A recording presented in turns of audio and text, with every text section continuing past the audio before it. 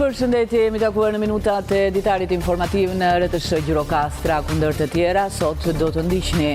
Gramo Sako mori këtë të mërkur zyrtarisht detyrën si kryetari i Bashkisë Tepelen në një ceremoni betimi të zhvilluar në Pallatin e Kulturës, ku ishin të pranishëm këshilltarët bashkiak dhe Ministri i Arsimit Mirela Kumbaro.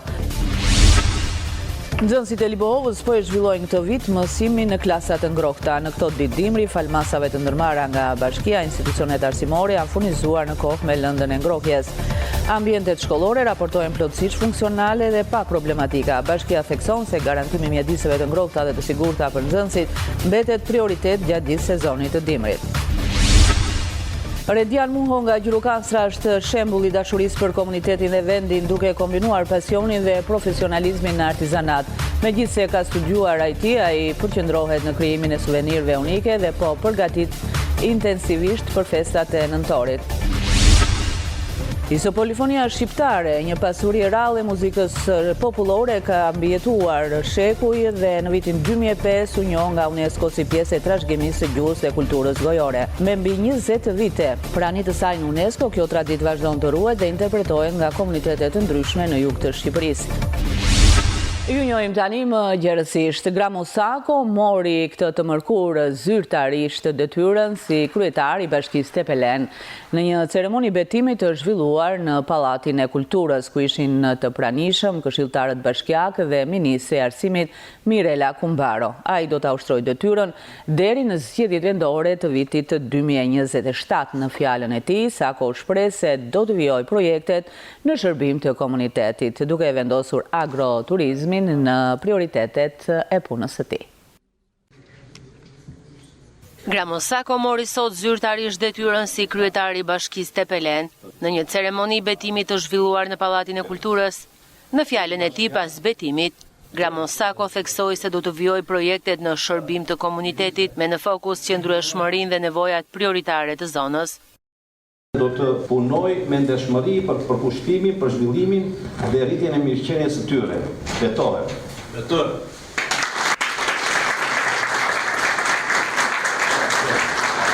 Betimi i sot nuk është thjesht një akt formal, është zotimi im i sinqert, se do të jem kryebashkiak në të gjithëve, i çdo lagje, i çdo fshati, i çdo familje, i çdo qytetari pa dallim. Dera e zyrës time do jetë gjithmonë e hapur. Dora e bashkëpunimit e shtrirë për këtoj do sjell një ide, një shqetësim apo një vizion për Tepelenën tonë. Ne kemi hyrë një kapitull të ri, koha për një fillim të ri ka ardhur, një fillim që kërkon bashkim, punë të përbashkët dhe dashuri për vendin tonë të mrekullueshëm. Tepelena meriton më të mirën dhe kjo do të jetë busulla jonë që na drejtoj në çdo vendim, në çdo projekt dhe në çdo hap punës sonë. Në këtë aktivitet morën pjesë këshilltarët bashkiak dhe Ministri i Arsimit Mirela Kumbaro, e cila vlerësoi procesin dhe bashkëpunimin institucional. Ishte angazhim i kryetarit të bashkisë, Gramo Sako, edhe asnjë nuk hezitoi që dhe gjatë fushatës të gjitha tristin kryetar, për të vazhduar jo thjesht punët e bëra, por sidomos për të mbajtur atë premtim që fillon sot të kthehet në realitet, që Tepelena duhet kalojë një tjetër nivel. Është detyrë e të gjithëve ne që angazhimin e kryetarit të Bashkisë Tepelen Gramo Sako ta kthejmë një mbështetje edhe më të fuqishme se sa gjatë fushatës. Është detyrë e parë e imja si deputete edhe si ministre e qeverisë. Është po aq bashkë me mua detyrë e tërmetit që të dy bashkë do ndjekim hap pas hapi çdo shqetësim që Gramozi, idetë e veta, projektet e veta, projektet tuaja t'i kthejmë në realitet. Kryetar, të uroj suksese, shkënaqësi, privilegj i madh që do të vazhdojmë të gjithë së bashku me këtë ekip të mrekullueshëm. Unë kisha fatin, jo pak për shumë vite, të menaxhosh një qytet të mrekullueshëm, një qytet me histori, një qytet me traditë, dhe ato që tha edhe deleguara kam bindjen dhe besimin e plot që ato punë Lena Gjusë nuk do të ngelen rrugëve, e ti do të shosh në tutje për të marrë dhe për të merituar dhe për të bërë për Tepelenën tonë ato që i takon Tepelenën. Faleminderit. Kam bindjen e plot që do të jetë personi i duhur në krye të qytetit të Tepelenës për t'i dhënë drejtimin e dur dhe për të drejtuar këtë qytet me profesionalizëm, dershmëri dhe padyshim me dashuri. Sako do të ushtroj mandatin deri në zgjedhjet vendore të vitit 2027. Ai deklaroi se agroturizmi dhe investimet e tjera do të jenë drejtimet kryesore të punës së tij, duke synuar zhvillimin ekonomik, nxitjen e prodhimeve vendase dhe promovimin e potencialeve të Tepelenës. Nxënësit e Libohovës po e zhvillojnë këtë vit mësimin në klasa të ngrohta. Në këto ditë dimri, falë masave të ndërmarra nga bashkia, institucionet arsimore janë furnizuar në kohë me lëndën e ngrohjes. Ambientet shkollore raportohen plotësisht funksionale dhe pa problematika. Bashkia thekson se garantimi i mjediseve të ngrohta dhe të sigurta për nxënësit mbetet prioritet gjatë gjithë sezonit të dimrit. Bashkia Libohov ka marrë të gjitha masat e nevojshme për të garantuar ngrohjen në të gjitha institucionet arsimore që ndodhen në jurisdiksionin e saj. Përgatitjet ka nisur në kohë, me qëllim që procesi mësimor të vijojë normalisht. Shkollat dhe kopshtet janë furnizuar me lëndën e ngrohjes, duke siguruar që çdo ambient të jetë i përshtatshëm për zhvillimin e mësimit. Territorin e bashkisë Libohov janë marrë masat e duhura për sistemin e ngrohjes për sezonin dimëror. 2 nga shkollat nëntëvjeçare, shkolla nëntëvjeçare Avni Rustemi dhe ajo vartëse e Nepravishtës, janë me sistem kaldaje, sigurisht është siguruar lënda djegëse për kaldajat. Gjimnazi 11 Shkurti gjithashtu është me kondicioner ato 4-5 klasa që ka. Shkolla nëntëvjeçare Bulo dhe 3 klasa që ndodhen në Labov dhe 2 në Zagorie janë me soba druri. Është siguruar lënda djegëse për këto 3 klasa. Gjithashtu bashkia Libohov bën të ditur se nuk ka problematika në godinat arsimore. Në shumicën e shkollave janë kryer ndërhyrje të vogla infrastrukturore, duke përfshirë riparime dhe përmirësime që sigurojnë kushte më të mira për nxënësit dhe mësuesit. Nuk kemi problematika në infrastrukturë, shkollat janë rikonstruktuar vitet e fundit, shkolla e Nepravishtës ka mbaruar rikonstruksionin si vjet. Janë bërë me remetime në shkollën e Bulos dhe klasat që janë në Zagorie dhe në Labov për të patur kushte sa më të mira higjieno-sanitare. Autoritetet vendore theksojnë se angazhimi për mjedise sa më cilësore në arsim mbetet prioritet. Bashkia garanton se do të vijojë të mbështesë institucionet arsimore për të garantuar mbarvatjen e procesit mësimor dhe sigurinë e fëmijëve gjatë gjithë periudhës së dimrit. Në kuadër të projektit vlerësimi dhe përmirësimi i kurikulave të programeve të studimit që ndikojnë në përgatitjen e mësuesve ndihmës për sistemin parauniversitar, pjesë e programit të ri në Universitetin e Qrem Çabej, u zhvillua një cikël aktivitetesh të dedikuara arsimit të gjithëpërfshirës dhe zhvillimit profesional të mësuesve ndihmës.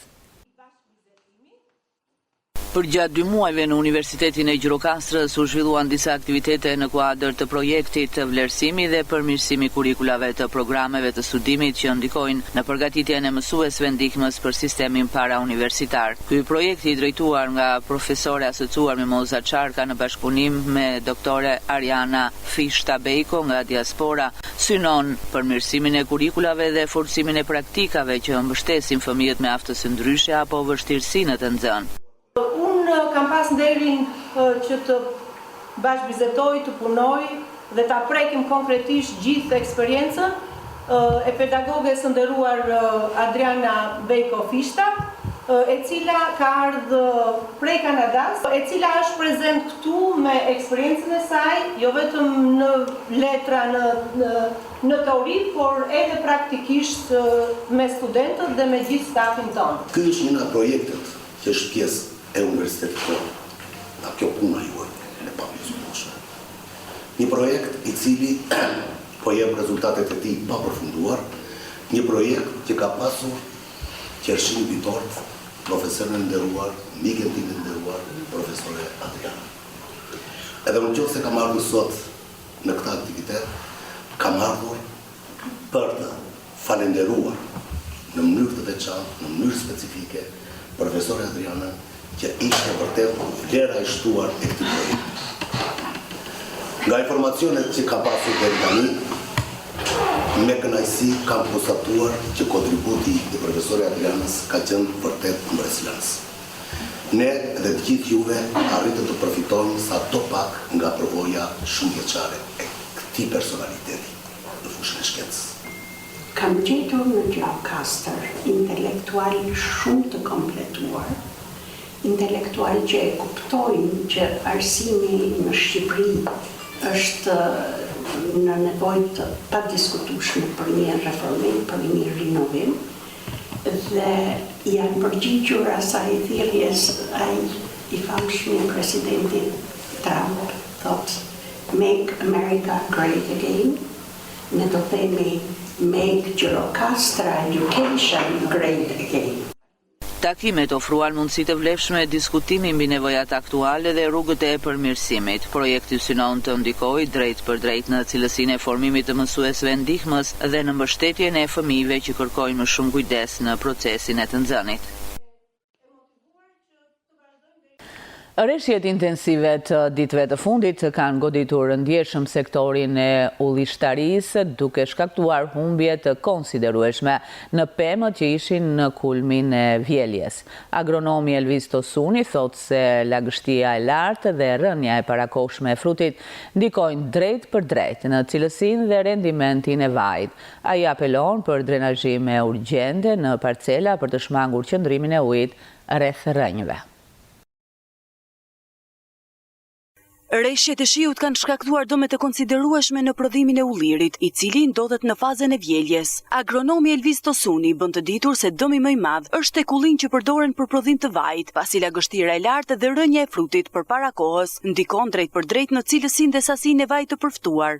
Pas shumë përmbytje realisht dhe një nga bimet që është së fundmi që mund të ndikohet është ullin që janë për vaj, sepse një pjesë e tyre nuk janë mbledhur ende. I shkakton problemi sepse fillon, sidomos në fermerë që kulturën e kanë me tavë, me grumbullimin e ujit nga shirat ose nga vaditja që ata i bëjnë, ajo mban shumë ujë dhe mund ndikojë te pjesa e rrënjve, fillon sëmundja kurpullore. I shkakton shumë probleme deri në tharje të vet. Përpos kësaj prodhimi mund të pësoj një problem që mund të bie ri nga shirat e tepërt që ka ujë shumë bima. Sipas Tosunit, është sidomosdoshëm drenazhimi i tokës për të shmangur grumbullimin e ujit.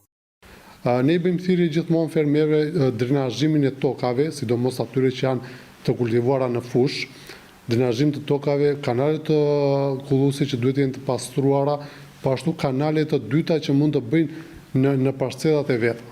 Ndërkaq, disa parcela në qarkun e Gjirokastrës janë prekur nga dëmtime mekanike të shkaktuara nga era dhe rreshjet e dendura, duke rritur edhe më tej humbjet për fermerët. Kultivuesit e ullirit raportojnë se ky sezon ka qenë ndër më të dobtit të vitet e fundit, me prodhim më të ulët dhe rendiment të dobët vaj. Ata thonë se faktorët klimatik dhe rënja e frutit kanë ndikuar drejt për drejt në sasinë e vajit përfituar, ndërkohë që përpunimi po vijon normalisht, por me sasi më të reduktuar se një vit më parë. Kultivuesit e ullinjve në zonën e Gjirokastrës ka nisur mbledhjen e prodhimit, megjithse ky sezon është vlerësuar me i dobët krahasuar me vitet e kaluara. Sipas tyre, sasia e prodhimit ka rënë ndjeshëm dhe cilësia e ullirit ka pasur ndikim nga kushtet atmosferike. Si pasojë edhe rendimenti i vajit këtë vit rezulton më i ulët. Fermerët shprehen se kjo situatë ka ndikuar në të ardhurat e tyre dhe vlerësojnë sezonin si sfidues. Unë fermer kam rreth 13 vite. Si ka qenë si vjetë pjesa e prodhimit të ullirit? Si vjetë ka qenë dobët, se ishte dhe thatësira, ishte dhe viti, se kishme vjetë më shumë, prodhim se ato vene dhe si mbas vitit.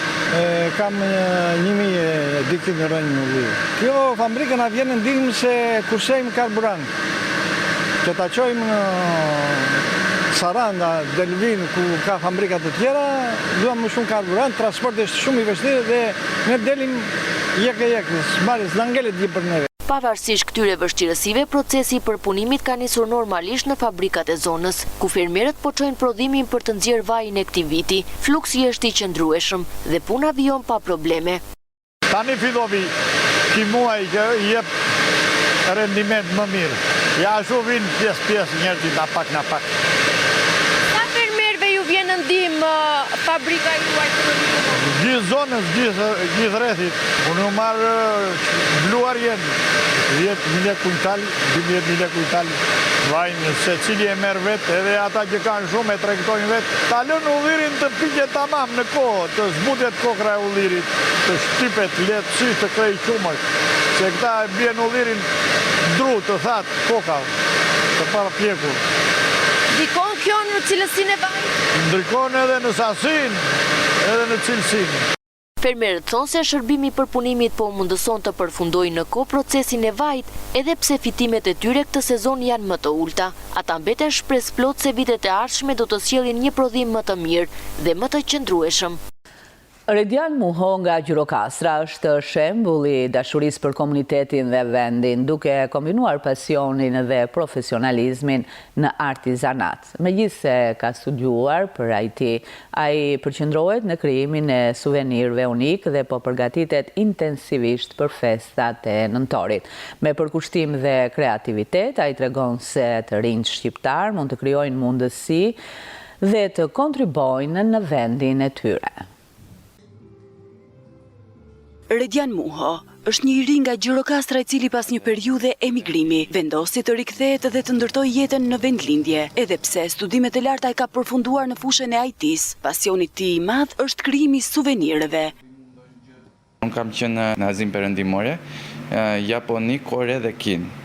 Dhe duke qenë në këto vende, kam arritur që të marrë eksperiencën e dur në fushën e teknologjisë, dhe me anë të kësaj eksperience të më hyj në punë, pra arsyeja kryesore është dashuria për vendin dhe e dyta është dashuria për njerëzit e afërt.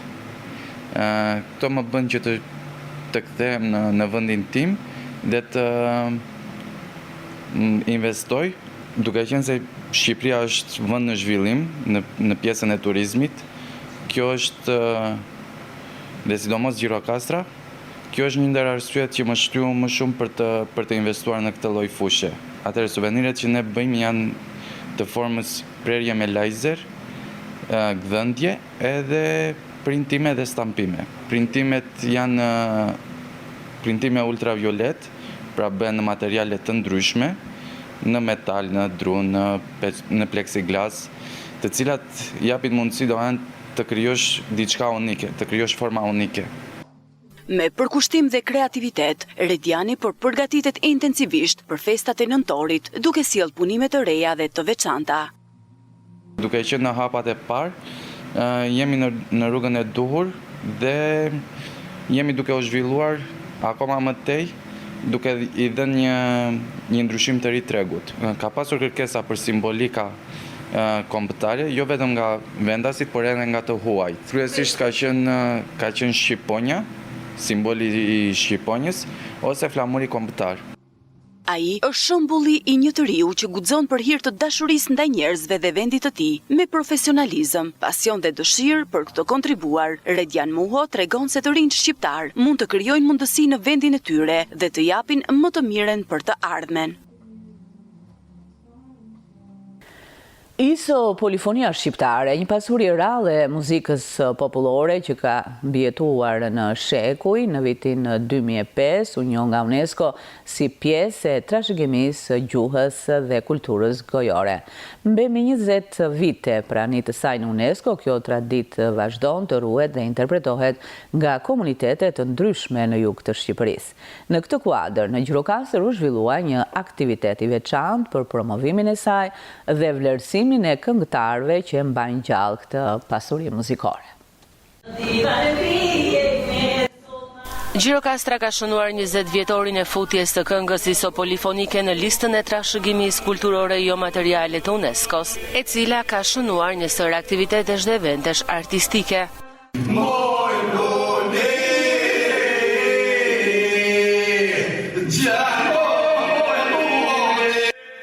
Në 25 nëntor të vitit 2005, kënga polifonike u njoh zyrtarisht si një pasuri botërore jo materiale, një vlerësim i merituar për traditën shekullore që ka mbijetuar ndër breza fal interpretuesve dhe bartësve të saj. Iso polifonia gjatë gjithë historisë së saj të gjatë ka jehuar në familje, në mjedise shoqërore dhe në skena artistike, duke përcjell tek artdashësit vlerat autentike të folklorit shqiptar. Artistët popullor të rinj të vjetër shprehen se kjo traditë do të mbetet gjallë dhe do të kaloj brez pas brezi si një pasqyrim i shpirtit shqiptar. Jam shumë i emocionuar dhe krenar që në këtë ditë po e trashëgoj brez pas brezi, po e trashëgoj me familjen time, po ashtu edhe me brezat e rinj, duke i dhënë kontributin tim të veçantë. Kënga polifonike për mua më pëlqen shumë. Jam i mbledhur shpesh herë me shokët për të kënduar këngë polifonike dhe shpresoj që të vazhdoj dhe më tej kjo në çdo brez. Këto aktivitetet e njohja e polifonisë të zonave të ndryshme i japin asaj peshën dhe statusin e duhur. Polifonia për këngëtarët është një nga yjet e artit të folklorit shqiptar. Kjo trashëgimi që quhet polifoni i ka rrënjët aq të thella sa bashkë me njeriu shqiptar. Në Shqipëri, pjesa juglindore e saj këndon polifoni, por polifonia ndryshon nga një zonë të tjetra. Unë mund të quaj epiqendre polifonisë Gjirokastër, nga që bëhet dhe festivalet folklorike kombëtare të këngëve dhe të valleve. Polifonia shqiptare në 20 vjetorin e saj vjen më ndryshe. E them këtë për arsye se ka pasur kohë që ajo filloi të degradojë jo vetëm në variacionet melodike, por edhe në kostume tradicionale.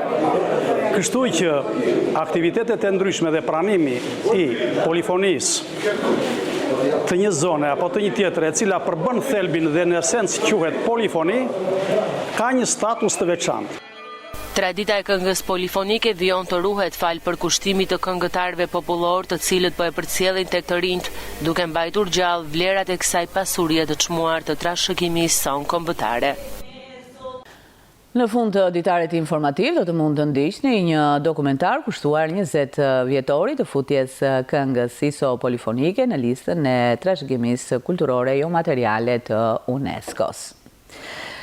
Festivali i këngës Fest 64 në RTS ka nisur numërimin mbrapsht për të sjellë muzikën e lehtë shqiptare para publikut. Ai do të zhvillohet nga 17 deri në 20 dhjetor në Pallatin e Kongreseve. Gjatë 4 netëve, 28 artistë do të performojnë këngët e tyre para publikut dhe juris. Konkurenca do të përcaktojë fituesit e çmimeve të këtij viti. Festivali i këngës në Radio Televizionin Shqiptar Fest 64 do të mbahet në datat 17, 18, 19 dhe 20 dhjetor. Teksa numërimi mbrapsht ka nisur, gjithçka është gati për cilë tek publiku, festën e madhe të muzikës së lehtë shqiptare. Për 4 net me radhë, 28 artistët pjesëmarrës do të ngjiten në skenën prestigjioze në Pallatin e Kongreseve, ku do të performojnë këngët e tyre përpara publikut dhe juris, si edhe do të garojnë për çmimet e këtij viti. Prej ditësh tashmë ka nisur edhe provat ku artistët pjesëmarrës, bendi muzikor dhe orkestra simfonike Radio Televizionit Shqiptar, së bashku me këngëtarët po punojnë për të gjitha detajet, përgatitjet dhe emocionet që pritet t'i dhurojnë publikut përgjatë 4 netëve live të festivalit. Provat po zhvillohen në sallën e orkestrës simfonike, ku artistët po punojnë nga afër me orkestrën për të ndërtuar interpretimin live të çdo kënge, duke përshtatur detajet muzikore sipas konceptit të tyre artistik. Në Sarand, festat e nëntorit po përcillen me aktivitetet të pasura nga nxënësit, duke përfshirë gara historike, këngë, valle dhe recitime. Performancat shpalosën një ori historike dhe tradita kombëtare, duke krijuar një atmosferë festive dhe emocionuese. Aktivitetet u pritën me entuziazëm nga publiku, duke shndërruar përgatitjet në një ngjarje model për qytetin. Përgatitjeve të Sarandës për pritjen e festave të mëdha të nëntorit i shtuan atmosferë nxënësit e 2 shkollave 9 vjeçare të qytetit, Një ndër veprimtarit më të veçanta ishte ajo e shkollës së 9 tetori, e cila organizoi një konkurs mes klasave të 9-ta me temë historinë e 28 dhe 29 nëntorit. Në drejtimin e mësueses së historisë Flutura Goshi, konkursi mori dimension, duke e shndërruar atë në një udhëtim të vërtet historik përmes njohurive, kujtesës dhe përkushtimit të nxënësve. Gara ishte emocionuese. Ekipet konkuruan me seriozitet dhe pasion duke treguar njohuri të thella historike. Fituesi garës interesante u shpall grupi i adetarëve. Deri tani të dyja skuadra dhe flamurtari dhe adetarët janë nga 18 pikë. Këtë atmosferë festive e pasuroi shkolla Adem Sheme me koncertin festiv me temë Nëntori i Lirisë. Me këngë, valle, recitime dhe interpretime dedikuar dy ngjarjeve më të mëdha të historisë son kombëtare, 28 dhe 29 nëntorit, ditët e flamurit dhe çlirimit, si dhe kongresin e manastirit që i dha kombit ton alfabetin e unifikuar shqip. Atmosfera festive u krijua nga përgatitja serioze. Rekuizita e përzgjedhur me kujdes dhe paraqitja e nxënësve e kthyen këtë aktivitet në një ngjarje model për qytetin. Skenën e gjallëruan veshjet kombëtare të grupit të valleve të vajzave dhe djemve, të cilët sollën ngjyrat e traditës shqiptare. Për një javë në Gjirokastër u mbajt kampionati kombëtar i shaut, i cili solli në qytetin e Gurtë rreth 200 sportistë nga Shqipëria dhe Kosova. Fal performancës së mirë, ekipi i luftëtarit siguroi për të tretin vit radhazi qëndrimin në superiore. Luftëtari vazhdon të qëndrojë në superiore në sportin e shahut fal performancës që bëri në kampionatin kombëtar që për një javë u mbajt në Gjirokastër. Skuadra e përbërë nga 6 lojtar arriti të qëndrojë mes 8 ekipeve pjesëmarrëse duke përmbushur objektivin për të tretin vit radhazi në drejtimin e trajnerit Armando Çani. Ishte kampionati kombëtar i superiores me 8 ekipet më të mira të Shqipërisë, ku pjesë e këtyre 8 ekipeve ishte edhe luftari i Gjirokastrës.